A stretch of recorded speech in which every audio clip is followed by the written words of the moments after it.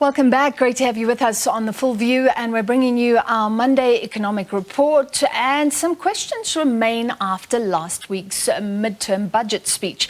eTolls seemingly are gone, but how will the debt that is not being paid by government be funded? Remember, 1/3 was handed over to the Gauteng government, and there are also some issues about Eskom's funding. To discuss, we're joined by our economics editor here at the SABC, Tshepo Mongoai, and we chat to you every Monday. Great to have you with us, as always. Starting with the eTolls, firstly, it's clear that the Minister, the Treasury, not very happy, and I think that has been the stumbling block for years. The Treasury hasn't wanted to bail out Gauteng specifically, Gauteng motorists specifically, after maybe bad decisions were made about eTolls. But the question that remains is, does Gauteng have the money that it has to put in now to make this problem go away? That's the big question, Francis. Will they be able to raise that money, and how? We're still expecting, hopefully it will be this week, the Gauteng government must pronounce on their plans, not just about the funding. What are they planning to do with the infrastructure that they are inheriting? I know that the ETC, the company that was contracted to manage all the collection, probably their contract is coming to an end. But there are a whole lot of there might be other smaller contracts that you're inheriting, and other costs, I'm sure, that they're going to inherit. How are they going to do that? Yeah. You also have workers there.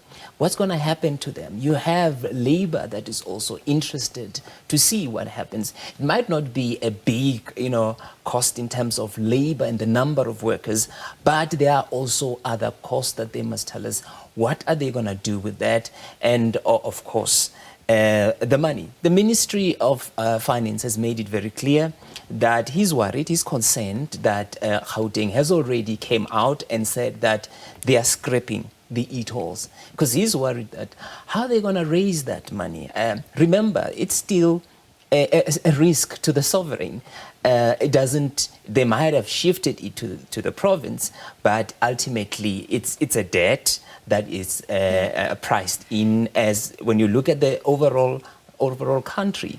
So let's look what is meant to happen. So government pays 2/3, then Gauteng has to come up with 1/3. The debt is paid. So the contractors are paid off, and then Gauteng now deals with eTolls. Does that mean Gauteng also has to maintain those roads? Because it wasn't only about building those great roads, but about keeping them maintained forever.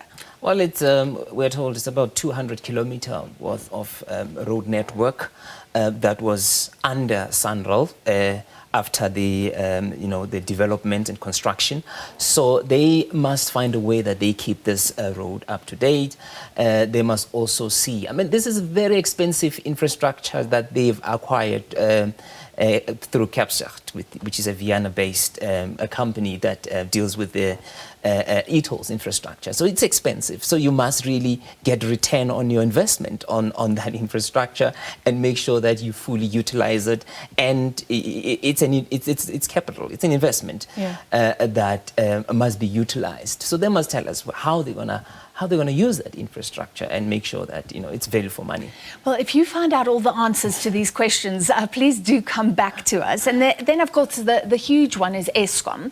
So government basically saying it will take on a significant portion of Eskom's debt. That is welcome news if you're Eskom or anybody concerned about the fact that they do seem to be hamstrung because of the debt. But even then, they will still be left with a whole lot of things besides the debt relief, a whole lot of things that they have to do that they don't have enough money for.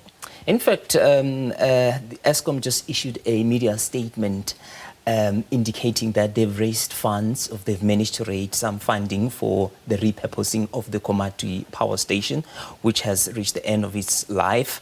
I think it was built in 1966. And what is interesting is it actually ticks all the boxes when it comes to integrated resource plan. They are looking at reskilling the workers. Workers are not going to be to lose their jobs, and I think it's quite interesting. They're not mentioning how much they've raised, And I think, based on my observation, it has to do with the whole discussions around the 8.5 billion rand that government is talking about, and how much have they raised so far. Last week, National Treasury told us that about 600 million euros, could be the deal could be finalized. That's part of the 8.5 billion dollars. So the discussions are at an advanced stage with German and French development funders, so that will contribute a lot. So they are not telling us the amount because there is still a broader and bigger discussions around that particular funding for alternative energy and well, very quickly. So you're bringing up the global funding that is available to help South Africa with a just transition from dirty energy, coal energy, to clean energy. You're mentioning various countries.